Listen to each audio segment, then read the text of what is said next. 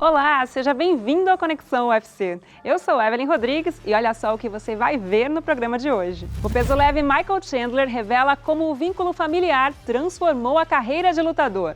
O peso meio pesado Dominick Reyes relembra o retorno épico ao octógono do UFC. O brasileiro Carlos Prates analisa sua sede por vitórias e nocautes.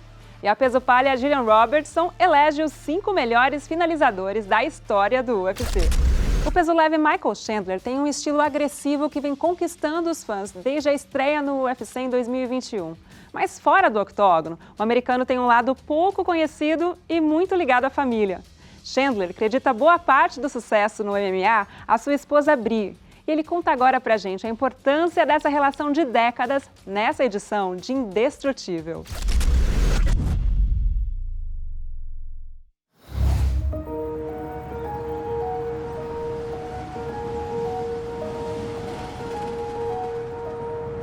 There's a lot of guilt.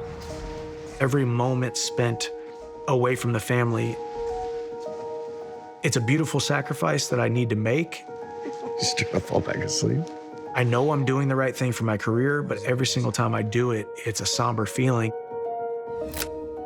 I know there's fighters and athletes and men out there who don't have the support of their wife and everything that they do.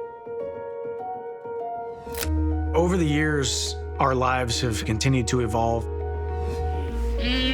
We were just a young married couple. We had a couple pugs. Got better? But we've continued to manage it really well because it really takes a special person to understand being a fighter's wife. You wanna put your socks on? Here, me too. He would message me and I'd probably wait like a month to respond.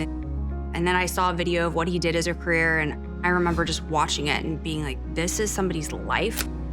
I didn't even know the sport existed, but we complemented each other well, and it was refreshing to find somebody who was so supportive of me and my dreams and goals, and I knew I needed that, and I had wanted that for so long. It was easy for me to be supportive of him, and he needed that as well. We're gonna play the cards for 5 more minutes. Okay, 5 more minutes. I can be supportive to him, and he can have those moments that he's like, this was it, and this is what it's all about. Have a good day. I'll pick you up, okay? I want to continue being that for him. And every time, whether a win or a loss, and what he learns from that in those moments, it's all worth it. They're safe.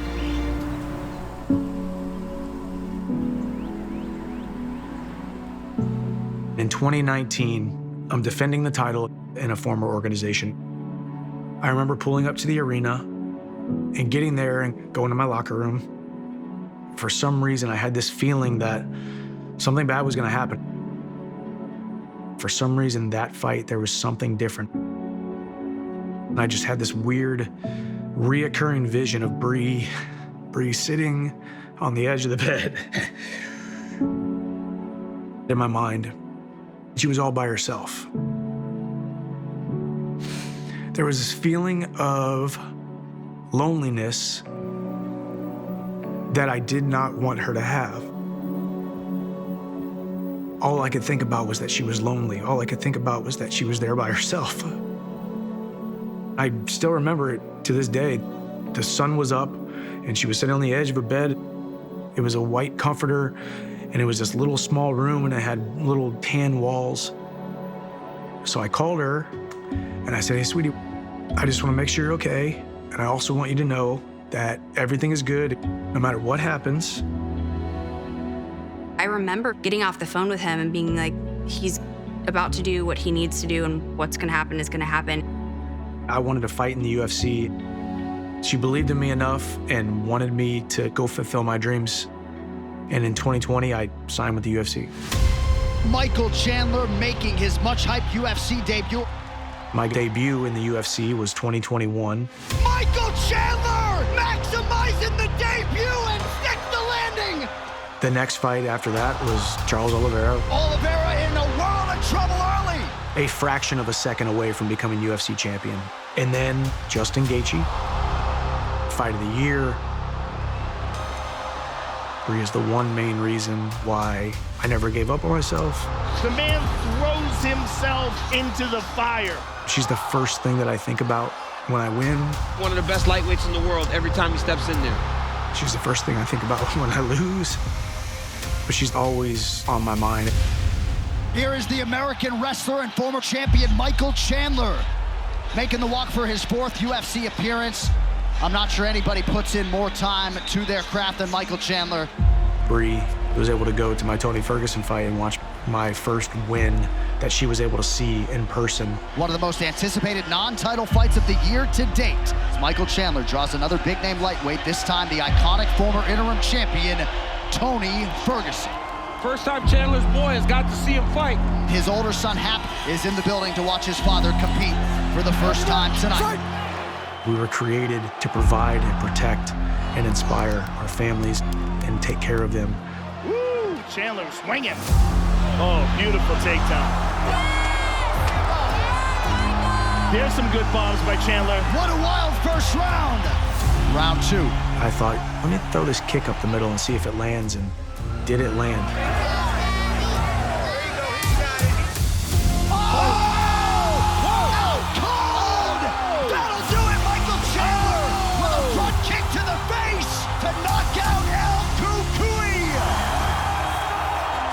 Chandler just trying to find his son.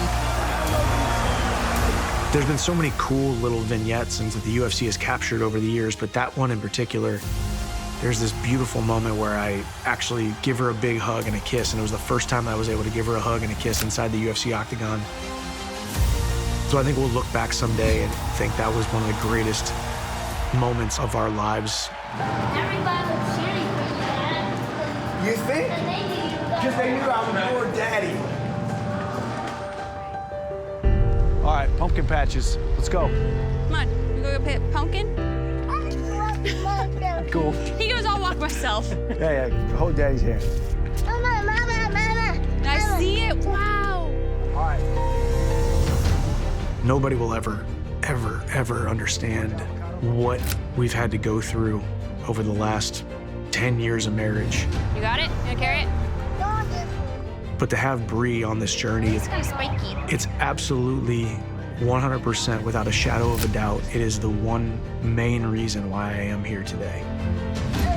She is the greatest blessing that I could have ever asked for in this life. I would not trade our marriage for the world. He was led to his purpose. He sacrifices everything to be the best. It's all worth it. The passion that I live with and the passion that I fight with for a man who wholeheartedly knows who he is, Brie is the cornerstone of that.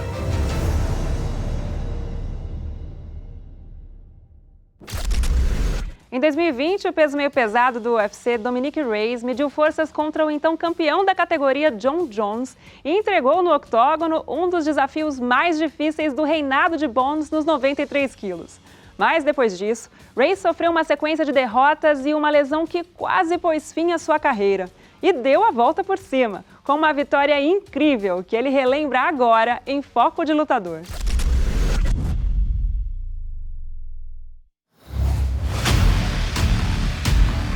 They call him the Devastator, Dominick Reyes. He says he believes that he's top 3 on athleticism, and that will set me apart. He's a real hot prospect. His ability to move in and out from side to side, and his striking is outstanding. He's very technical and fluid. He's got great submission skills as well. The guy gets it done, and he gets it done very, very quickly. Dominick, the Devastator Reyes!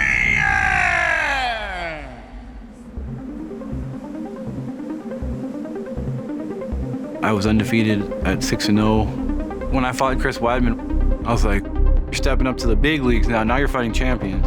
It was the culmination of my life's work in that moment. Oh, Weidman's out! Dominick Reyes, decisive as ever tonight! There is a new force to be reckoned with at 205 pounds. Hey, John, I want that bell, baby. Let's go. Since I decided to start training, it was like, I'm gonna start training because I think I could beat John one day. I'm just different enough to beat him. So once I got the title shot, I was like, finally, let's go. This is what I've been working my whole career for. The fight day, I just felt so calm, so ready. April 27, 2013. Dominick Reyes was hoping to hear his name called at the NFL draft. It did not happen. He made a quick pivot to mixed martial arts, and he has ascended to be the top contender in this division, and he takes his shots at the all-time great tonight. This is it. This is what I've been working my whole career for. I was standing there looking at him right before the fight, and I'm like, I'm gonna kill you, man. We went to touch gloves, and he like tried to go over my hands, and I'm like, oh, we're starting early, are we, John? He has had eyes locked on Jon Jones from the moment Jon entered this arena. It came out hot. They're getting after it right away. I was giving as much as I could possibly give every single round. My whole game plan was don't let Jon do anything he wants to do. If he wants to attack you, move. If he wants to stand there, attack him. Dominick Reyes is for real, ladies and gentlemen. Look at that. That's what I was doing, and it was working extremely well. I've hit this man so hard so many times, but you're not knocking out Jon Jones. Oh, beautiful left uppercut. This is not gonna happen. Jon just absolutely relentless with his pressure. I saw him getting frustrated and faded and desperate. It's up for grabs, in my opinion, this fight. Dominick Reyes and Jon Jones go the 25-minute distance tonight. In the end, it still comes down to someone else's decision. And still! Did you think you had done enough to take the title? I thought I won 1 through 3. It is what it is. I'll get better. I know I will. And this just proves that I'm the real deal. After that loss, I tried to change everything and took 3 losses. When you're not mentally there, when you're not confident in yourself, doubt is the biggest killer of dreams. After I fought Span, I tore my labrum, and that took 6 months to heal. I got to take a step back and really start over. I was just training extremely hard all the time and just doing the work again. I don't know who I was sparring. We both threw real hard kicks at each other at the same time. His knee went right into my quad. Ended up being a hematoma. It hurt to stand for more than a minute.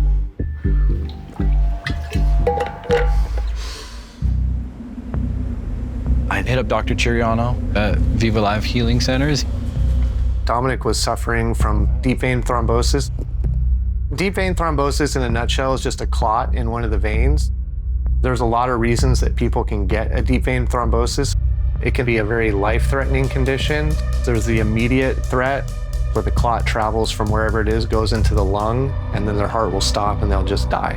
A lot of people get these and they don't even know they have them. About 25% of those people will die suddenly, just like that. Rehab was slow and painful process. Everything that I like to do, I couldn't do. I couldn't ride motorcycles, I couldn't run, I couldn't train. I mean, it was a very tough time. Not only like physically, but mentally. During that whole time, I definitely believed I would fight in the UFC again. And I just kept my faith strong. That was my whole mentality, like no matter what, just keep going. I'd been out almost 2 years at this point. And then once I got cleared, it was like, I got another chance. Let's go. He's 18 months removed from his last fight. If you want proof that being a high-level prize fighter is like balancing your career on the tip of a needle, say hello to Dominick Reyes. I didn't feel like my old self, I felt like a better version of myself. In my mind, if I didn't win this fight, they were gonna cut me. This might be my last chance, so you have to perform. Here is Dominick, the Devastator Reyes! All right, gentlemen, round 1, you ready? You ready? Let's go, fight! November of 2022, last time we saw Dominick Reyes, it was at Madison Square Garden. I fight with all my heart, and it's so awesome that the fans are appreciating what I'm doing. They can see that I go out there and I give everything I have. Reyes turns it around, knee up the middle. Dominick Reyes hammering his way as Jacoby returns to his feet. Oh, he's out on his feet. Reyes emptying the tank. Nothing comes close to winning in the octagon. It's the best feeling in the world. Welcome back, the Devastator, Dominick Reyes. The last fight, I got to see that everything I'm doing is exactly what I need to be doing. Now that DVT's in the past, I definitely got my life back. I'm able to do things I love. I'm able to ride my dirt bike. Dirt bike riding is a huge part of my life. It's a form of therapy, a form of meditation for me. And also it's adrenaline rushes. The most important thing you need to remember is the next turn. It's like fighting. You gotta stay focused. You gotta stay in it. It's a tool to stay calm. To achieve the goal of becoming UFC champion, I just gotta keep doing what I'm doing. I'm right on track. I need the belt. That's it. I need to show the world that I am still capable of all this. Show myself that you are a champion, and then there's nothing left to prove. Dominick, the Devastator Reyes! O brasileiro Carlos Prates chegou com tudo no Ultimate depois de mais de 100 lutas de Muay Thai e uma paixão pela emoção no octógono. Ele conquistou o contrato com a organização com uma vitória avassaladora no Dana White's Contender Series, já emendou 3 vitórias por nocaute e agora está prestes a realizar outro sonho, a primeira luta principal no UFC. E você confere essa história agora em Foco Duplo.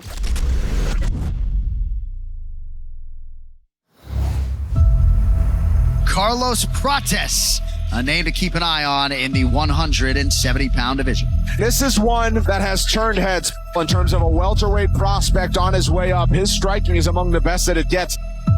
I come from Taubaté, a really poor neighborhood. Most of my friends from there, they are on the prison or dead. The main goal is show the people of my city they can do what they like and also become a champion. I have a lot of experience. I was living in Thailand for 5 years and I fought a lot of times. I have more than 100 Muay Thai and kickboxing fights. I'm always really confident, no matter who is my opponent, because I know how hard I work.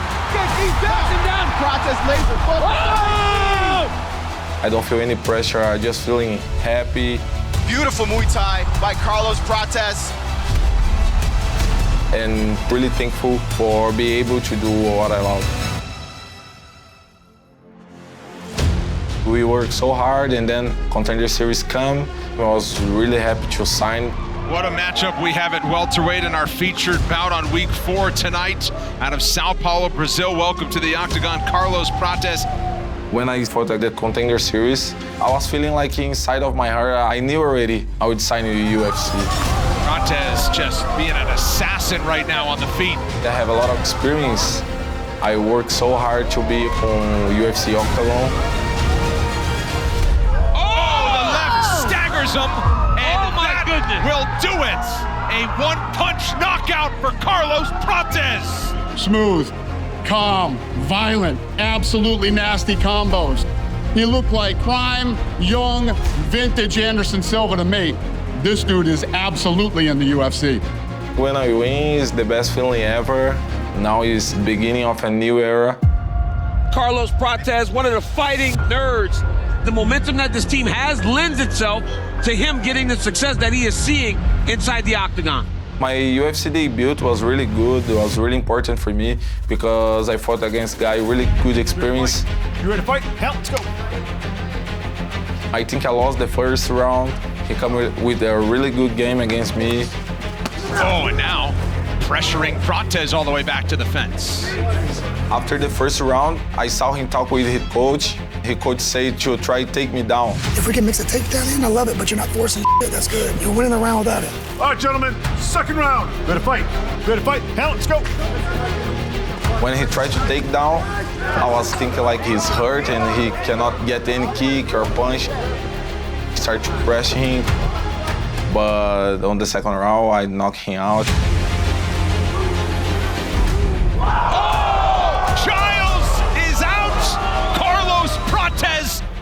The tables with one giant shot. Carlos Prates! Ready, fighter. Aggressive welterweights Charles Radke and Carlos Prates collide. Well, a lot of people talking about I'm a good striker. They say I look like Anderson Silva or Poatan. Oh, the liver shot. Buckles him with a body shot.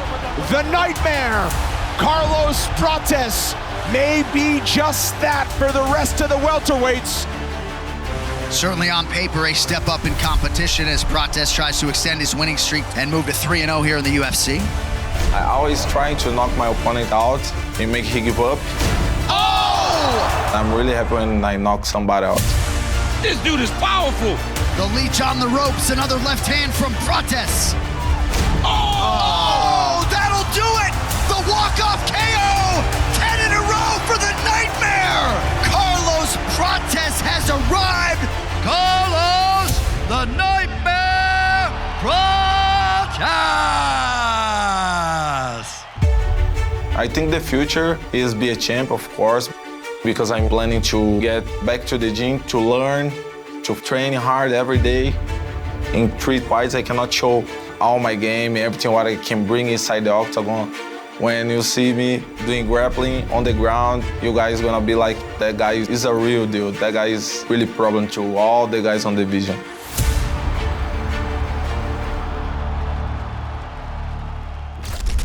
Desde que Royce Gracie chocou o mundo ao mostrar a superioridade do jiu-jitsu brasileiro no UFC 1, a modalidade se tornou um dos pilares do UFC. Gerações de finalizadores de alto nível já passaram pelo octógono, incluindo a peso-palha canadense Gillian Robertson, dona do recorde de mais vitórias por finalização entre as mulheres. E é ela quem elege agora os 5 melhores finalizadores de todos os tempos nessa edição de Top 5.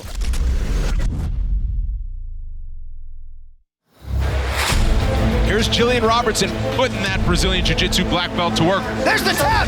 Once she grabs people, they realize how hard it is to deal with Gillian Robertson. What makes someone a submission specialist is that tenacity in them to keep on going for the finish. You're going for the kill. Oh, so nasty! Watching a technician work, see all the little fine details. It's amazing to watch somebody just be able to manipulate someone on the ground using science, essentially. There it is! What a performance! Gillian Robertson, most finishes in the women's history. To hold the record for the most submissions out of any female in the UFC means a lot. I broke Ronda Rousey's record. She was the one who held it before me, and it's so awesome to be even in the same ranks as her. So it means the world to me, but it's also just the beginning. I'm coming for Charles Oliveira's submission records. I'm Gillian Robertson, and these are my top 5 submission specialists in UFC history. Coming in at number 5, Jim Miller.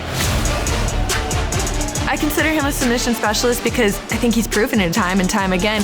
Oh, guillotine. Arm in. It's tight, it's tight. There's the tap! Just being able to go out there and dominate his opponents on the ground. He's out. Queen is out! Jim Miller with his patented guillotine! He's just such a vet in the game. Jim Miller's a savage, man. He finds ways to win. He's just got that non-stop grit in him where he's gonna keep on going, keep on looking for the finish. That's in. There's the tap! Jim Miller gets it done! He's always a threat, looking for a submission. Jim Miller! Coming in at number 4, Brendan Allen. Here is the credentialed Brazilian Jiu-Jitsu black belt, Brendan All-In Allen. I consider him a great submission specialist because he's always looking for the submission, and he's young too, so he's hungry and he wants that win. He's got the choke. He's got the choke. There's the tap! He definitely has a very complex grappling game and puts his opponents in places that they don't really know how to handle. Oh, there it is.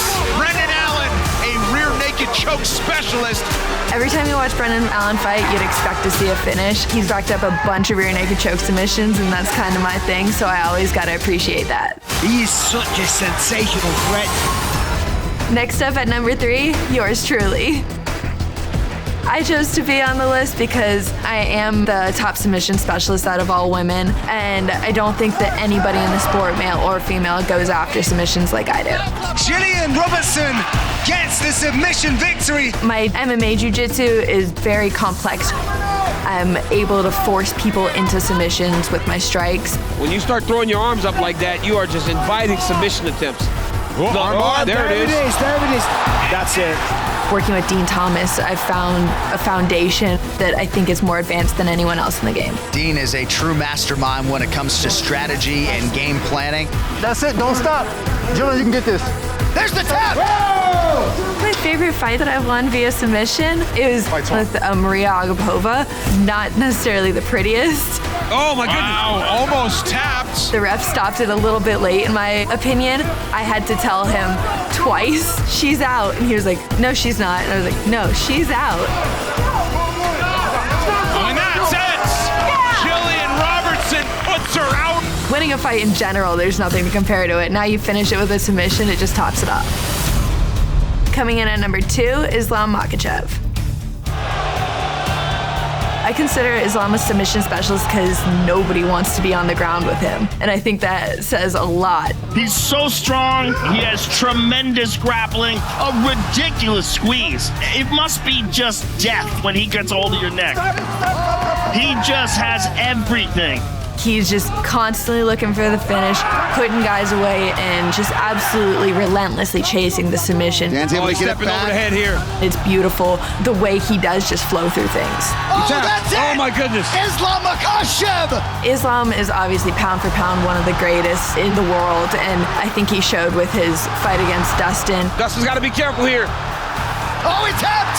I think it's huge to have a submission over Charles Oliveira, the submission king in the UFC, who is just leagues above everybody when it comes to the top finishers in the UFC. Right into the half arm guard. triangle. Oh, this is There's the tap! Islam Makhachev submits Charles Oliveira to win the title! It's absolutely amazing to see him accomplish feats like that. And my number 1 pick for best submission specialist is Charles Oliveira. Enter Charles Du Bronx Oliveira. He has that championship mindset. He is the most accomplished finisher in UFC history. He's top of the list in most submissions out of anybody.